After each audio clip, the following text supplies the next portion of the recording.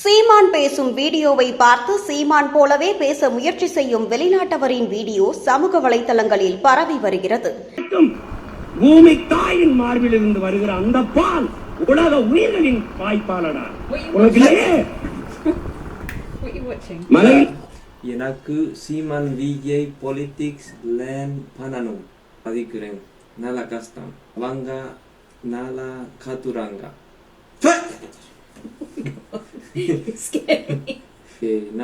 நம்பர்கள் எனக்கு உதவி வேணும். நீங்க என்ன சீமான் விஜய் ஆக்கள் பொலிட்டிக்ஸ் எக்ஸ்பிளைன் பண்ணுங்க. கமெண்ட் செக்ஷன்ல எழுதுங்க ப்ளீஸ். ஆர்கியூ பண்ணாதீங்க.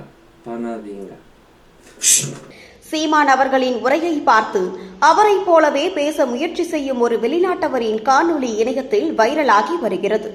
தமிழில் உரையாற்றிய சீமானின் குரல் நடை, சொல்வேகம் மற்றும் அரசியல் தீவிரத்தை பின்பற்ற முயலும் அந்த வெளிநாட்டவரின் முயற்சி பலரையும் ஆச்சரியப்பட வைத்துள்ளது. திருச்சியில் நடைபெற்ற நாம் தமிழர் கட்சியின் மாற்றத்திற்கான மக்கள் மாநாட்டில் சீமான் ஆற்றிய உரை இளைஞர்களிடையே மிகப்பெரிய தாக்கத்தை ஏற்படுத்தியுள்ளது.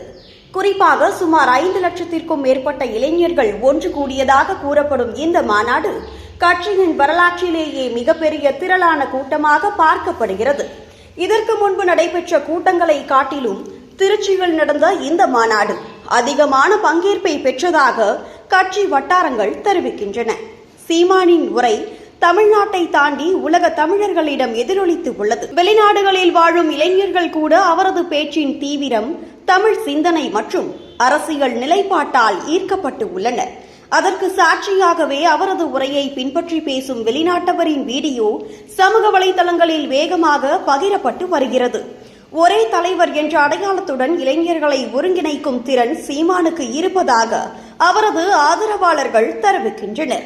அவரது பேச்சு வெறும் அரசியல் உரையாக இல்லாமல் ஒரு இயக்கத்தின் குரலாக மாறியுள்ளது என்ற கருத்தும் பரவி வருகிறது. இளைஞர்களை அரசியல் விழிப்புணர்வுடன் செயல்பட தூண்டும் சக்தியாக அவரது உரைகள் மாறியுள்ளன. திருச்சி மாநாடு மற்றும் அதனை தொடர்ந்து உருவான சமூக வலைதள எதிரொலி நாம் தமிழர் கட்சியின் வளர்ச்சிக்கும் சீமானின் அரசியல் செல்வாக்குக்கும் புதிய பரிமாணத்தை ஏற்படுத்தியுள்ளது என அரசியல் பார்வையாளர்கள் கருத்து தெரிவிக்கின்றனர்.